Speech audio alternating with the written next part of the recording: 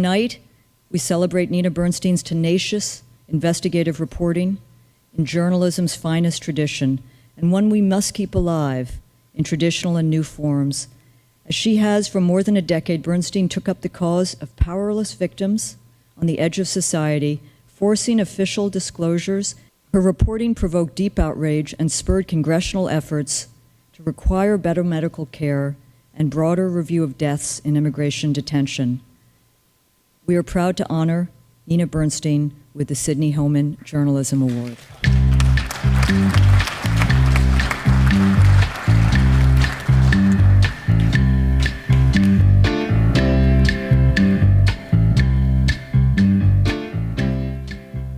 Thank you. This award means so much to me. The company, the judges I admire so much, the friends and colleagues who share credit for my work, my husband, my sons, and that list of past honorees, I just have chills. I'm a second-generation journalist. What I learned from my father, Lester Bernstein, has a lot to do with why I'm standing here today. What I learned about the role of journalism in a democracy.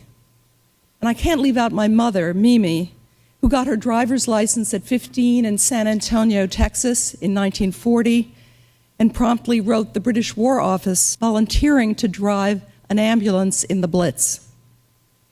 But I have only 3 minutes, so I'm going to skip to February 2007. That's when I got an email from a lawyer I didn't know about calls he'd received from 2 clients held at the Immigration Detention Center in Elizabeth, New Jersey. They said a badly injured man named something like Abubakar had been left in an isolation cell and then taken away near death. I have no first-hand knowledge, the lawyer Josh Bardavid wrote me. I just thought you might be interested in looking into it. I sure was. Thanks to a few public-spirited lawyers toiling in the bowels of immigration detention, I already knew a little about this secretive billion-dollar system, a patchwork of profit-making prisons, county lockups, and federal jails virtually devoid of the due process safeguards that people who watch Law and Order take for granted. But advocates who frequented Elizabeth were unaware of this case. And at Immigration and Customs Enforcement, a spokesman told me, without the detainee's full name and 8-digit alien registration number, he couldn't even check on the information. Much later, I would learn that when I made those first calls, the man I was asking about was still alive. He was in a coma after emergency surgery, a skull fracture, and multiple brain hemorrhages. He never awakened. When he died on May 30th, 2007, with family members on 2 continents wondering and trying to find out why, I still didn't even know his name. At the time, civil rights lawyers thought that about 20 people had died in detention while facing deportation since the start of 2004. But when I widened my reporting, an ICE spokeswoman divulged some startling information. The dead numbered at least 62. Where, when, how did they die? What were their names? She refused to say. So I filed for the answers under the Freedom of Information Act. I still remember the uncanny feeling months later when the list of 66 names showed up in my mailbox at the New York Times. And one stood out, Boubacar Ba. Here he is, the father and husband who left Guinea on a tourist visa, came to New York in 1998 and overstayed. And here, the tailor